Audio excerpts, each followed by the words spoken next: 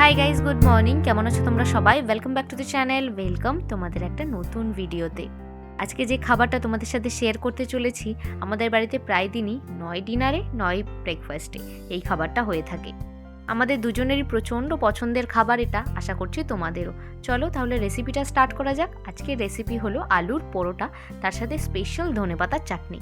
প্রথমেই বানাবো ধনেপাতার চাটনি, তাই বেশি করে একটুখানি ধনেপাতা নিয়ে নিয়েছি, 2 কোয়া রসুন আর নিয়েছি একটা পাকা লঙ্কা। তার সাথে দিয়ে দিয়েছি 1 চামচ মতো টক দই, একটু নুন দিয়ে দিয়েছি, খুব ভালোভাবে মিক্সিতে গ্রাইন্ড করে নিয়েছি। আর হ্যাঁ, একটুখানি চিনি অ্যাড করতে কিন্তু একদম ভুলবে না। খুব ভালোভাবে মিক্সিতে একদম ফাইন একটা পেস্ট বানিয়ে নেওয়ার পর ওপর থেকে একটুখানি ভাজা মশলা দিয়ে দিচ্ছি, একটুখানি ভিনিগার যদি না থাকে তোমরা লেবুর রসও ইউজ করতে পারো। ব্যাস, কেমন চটজলদি রেডি হয়ে গেল আমাদের ধনেপাতার চাটনি। দই দেওয়াতে টেক্সচারটা কত সুন্দর এসেছে। আজকে আলুর পরোটা বানাবো আমি আটা দিয়ে। প্রতিদিন আমি আলুর পরোটা আটা দিয়েই বানাই। ময়দাটা খাওয়া যেহেতু খুব একটা ভালো না, তাই ময়দার পরোটা আমি কখনোই বানাই না। 2 বাটি মতো আটা নিয়েছি, তার মধ্যে স্বাদ মতো নুন দিলাম আর দিয়ে দিলাম বেশ অনেকটা পরিমাণ কালো জিরে। কালো জিরের জায়গায় তোমরা জোয়ানও ব্যবহার করতে পারো। এবার খুব ভালোভাবে একদম নরম একটা ডো বানিয়ে নেব। খুব নরম না, আটা মাখার সময় যেরকম ডো বানাই না, তার থেকে আরেকটু নরম বানালেই হবে। অনেকের ক্ষেত্রেই এই সমস্যাটা আমি শুনেছি যে আটা দিয়ে যখন তারা আলুর পরোটা বেলতে যায় তখন নাকি পুরটা ফেটে বেরিয়ে যায়। এর প্রধান সমস্যা কোথায় লুকিয়ে আছে জানো? এই আটা মাখাটার মধ্যে। এই আটাটা যত বেশিক্ষণ ধরে ঠেসে ঠেসে মাখতে পারবে, আটার ইলাস্ট্রিসিটি তত বেড়ে যাবে। আর এই ইলাস্ট্রিসিটি হেল্প করবে আলুর পুরটাকে ভেতরে ধরে রাখতে। খুব ভালো করে আটাটা আমি এখানে মেখে নিয়েছি। ওপর থেকে একটুখানি সাদা তেল খুব ভালোভাবে আটার ওপরটায় গ্রিস করে দিয়ে একটা টাওয়াল বা একটা টিস্যু দিয়ে এরকম ঢেকে রাখলাম। ছোটো সাইজের 6 পিস মতো আলু আমি এখানে আগে থেকেই প্রেশার কুকারে সেদ্ধ করে নিয়েছিলাম। আলুটা যখন সেদ্ধ করবে না, খোসা শুদ্ধ সেদ্ধ করবে, তাহলে আলুর ভেতরে জলটা কোনোভাবে আলুটা সোক করে নেবে না, আর আলুটা কিন্তু একদম পারফেক্টলি বয়েল হবে। আলুটাকে প্রথমে ভালো করে ম্যাশ করে নিয়েছি, দিয়েছি বেশ খানিকটা রসুন কুচি, পেঁয়াজ কুচি আর তার সাথে দিলাম লঙ্কা কুচি। আর এখানে দিচ্ছি আমি একটুখানি চিলি ফ্লেক্স, যেটা কিন্তু আলুর পুরটার স্বাদটাকে আরও বাড়িয়ে দেবে। স্বাদ মতো নুন দিয়ে খুব ভালো করে মেখে নেব। নিরামিষের দিনের আলুর পরোটা থেকে আমিষের দিনের আলুর পরোটা খেতে কিন্তু বেশি ভালো লাগে, কারণ পেঁয়াজ রসুন দেওয়া যায়। পেঁয়াজ রসুন দেওয়াতে এই পুরের যে টেস্টটা সেটা কিন্তু প্রচণ্ড ভালো লাগে। একদম স্মুথভাবে আলুর পুরটা আমি এখানে মেখে নিয়েছি, যাতে আটাটা বেলার সময় আমার কোনো অসুবিধা না হয়। ওই মিনিট 15 মতো এটাকে একটুখানি ঢেকে রেখেছিলাম। তোমরা 10 মিনিটও রাখতে পারো। আরেকবার খুব ভালো করে না মেখে নিচ্ছি। এবার ব্যাস, রুটি করার সময় যেরকম আমরা লেচি কাটি না, সেইখান থেকে আরেকটু বড় লেচি আমি এখানে কেটে নিচ্ছি। বিভিন্ন ধরনের পরোটা তো আমরা খেয়েই থাকি, তবে আলুর পরোটার টেস্ট যেন একটা অন্যরকমই ব্যাপার। আমার মতো অনেকেই হয়তো তোমরা আলুর পরোটা খেতে খুবই ভালোবাসো। যাই হোক, কথা বলতে বলতে এখানে আমি সমস্ত লেচিগুলোকে কেটে নিচ্ছি আর একদম এরকম গোল গোল করে রাখছি। 5টা মতো আলুর পরোটা এখানে হবে। একটা প্লেটে আমি শুকনো আটা নিয়ে নিয়েছি আর পুরটাকেও পাশে নিয়ে নিয়েছি। এবার ব্যাস, পুর ভরার পালা।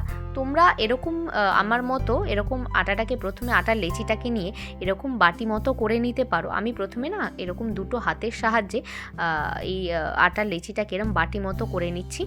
তারপরে এরকম গোল গোল আলুটাকেও এরকম গোল বলের মতো করে নেবে, তাহলে আলুটা না লেচিতে দেওয়ার পরে এরকম ছড়িয়ে যাবে না, তাহলে এই মুখটা বন্ধ করতেও তোমাদের সুবিধা হবে।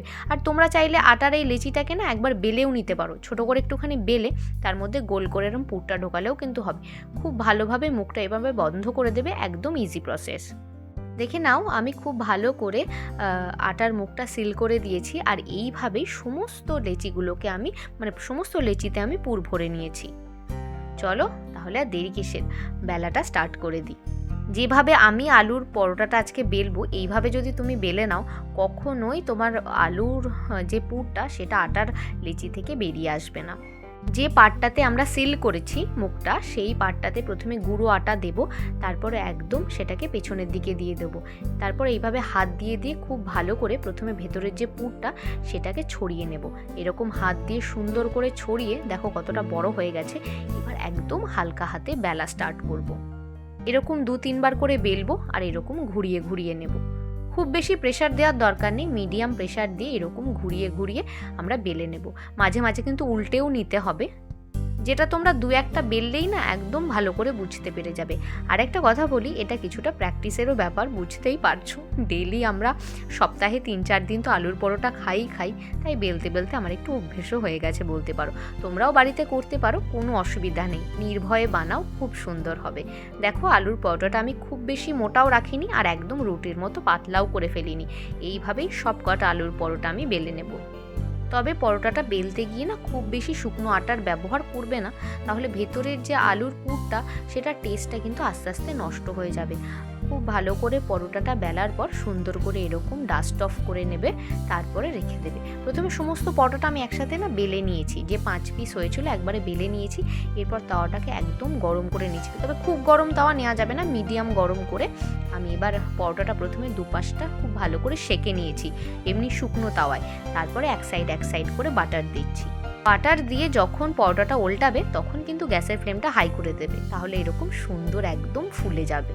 বাটারের জায়গায় তোমরা কিন্তু ঘি বা সাদা তেল দুটোই ইউজ করতে পারো, তবে বাটার বা ঘি দিয়ে করলে না গন্ধটা এত সুন্দর বেরোয় আর খেতেও প্রচণ্ড টেস্ট লাগে। দেখতেই পাচ্ছ পরোটাটা এখানে কি সুন্দর ফুলে গেছে, আর দুটো সাইড খুব ভালো করে আমি সেঁকে নিয়েছি। প্রথম আলুর পরোটা কিন্তু আমাদের এখানে একদম রেডি।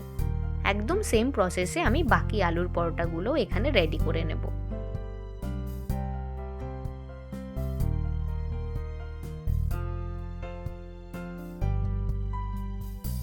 আলুর পরোটা এখানে আমাদের একদম রেডি। চলো তাহলে প্লেটিংটা স্টার্ট করা যাক। আচ্ছা দাঁড়াও, পরোটাটা কতটা নরম হলো তোমাদের একবার দেখিয়ে দিই। দেখতেই পাচ্ছ একদম 4 ভাঁজ হয়ে যাচ্ছে, কতটা সুন্দর হয়েছে। আর কোথাও থেকে কিন্তু একটুও পুর বেরিয়ে যায়নি। পুর ভরার সময় একটা বিষয় একটু মাথায় রাখবে, খুব বেশি পুরও দেবে না যাতে ওভার কিছু হয়ে যায়, বা একদম কমও দেবে না, যেটুকু প্রয়োজন সেটুকু দেবে। তারপর হালকা হালকা বেলে নিলেই কিন্তু সুন্দর আলুর পরোটা রেডি হয়ে যাবে। এই আলুর পরোটার সাথে নিয়ে নিয়েছি কাঁচা লঙ্কা, সাথে নিয়েছি পেঁয়াজ। আর গরম গরম পরোটার সাথে ঠান্ডা ঠান্ডা দই হবে না তা তো হতেই পারে না। আর তার সাথে রয়েছে আমার বানানো আজকের ধনেপাতার সেই স্পেশাল চাটনিটা। শীতের রাতে এরম গরম গরম পরোটা তোমরাও বাড়িতে ট্রাই করতে পারো, আর কেমন লাগলো অবশ্যই জানিও। দেখা হচ্ছে নেক্সট ভিডিওতে।